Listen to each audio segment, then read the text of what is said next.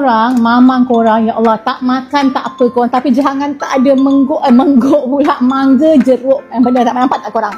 Singkatan mengguk, okey?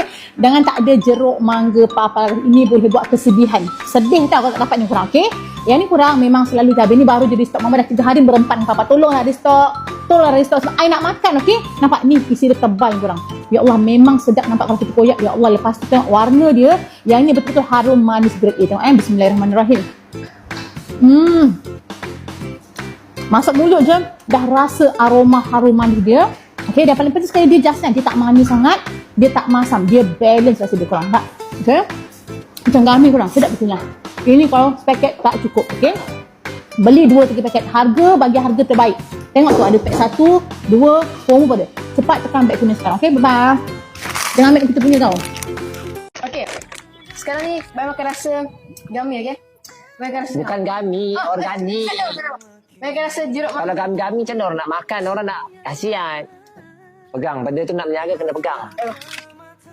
Promote. 1, 2, 3. Okey, hari ni kita ada jual jeruk mangga, okey? Jeruk mangga ni sangat organik, manis, masam semua ada. Dia punya tekstur macam gami, tapi dia organic flavor. Dia macam, dia mango tapi dia macam perfect lah esok. Kau isi rasa, sedap tak? Makan. Dia macam gami. Abang sakit lah sebab Cuba rasa. Cuba rasa. Apa perasaan? sebab aiskrim. Okay, apa? Makan je, makan apa perasaan makan, habiskan dulu. Promote. So kalau korang nak gami macam healthy, korang beli lah ni. Kau macam ni tu. Sedapnya bagi orang beli. Kalau gami-gami tak ada gami-gami. Cerita promote kesedapan. Baik. Khasiat. Macam tu. Disebabkan aku orang yang ikut membangkang jeruk mangga dia, rupa-rupanya aku orang terakhir yang dia bagi rasa jeruk mango kering dia, okey? Nak rasa ni. Tak tahulah macam mana. Tak sedap tak kau nak beli tau. Sekejap aku rasa dulu.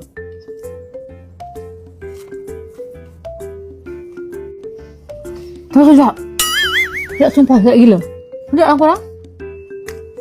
Korang kena beli. Aku jujur, aku tak tipu. Jadi korang kena beli. Satu macam ni korang, RM15 je, okey? Kalau ambil 2, RM25. Sedap. Dah pergi aku nak makan ke?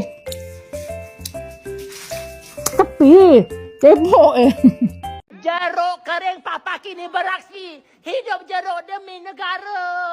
Ya Allah. Hidup jeruk demi. Memang sedap dah tu. Sumpah dah tu. Sumpah. Tak tipu ni Datuk. Memang sedap. Betul sedap. Jeruk kering Papa Laris ni memang sedap lain daripada yang lain. Rasa dia masam. Lepas tu rasa manis, kenyal ya. Betul-betul original mangga tau. Bukan mangga tiruan korang beli. Satu pack ni 150 gram. Papa bagi harga RM15. Nak jimat ambil combo. Memang sedap, memang lazat. Lain daripada yang lain, berbeza. Tak ada orang buat lagi. Memang sedap. Korang beli sekarang. Murah meriah RM15. Nak jimat ambil combo. Mesti tak rugi beli sekarang. Stok limited.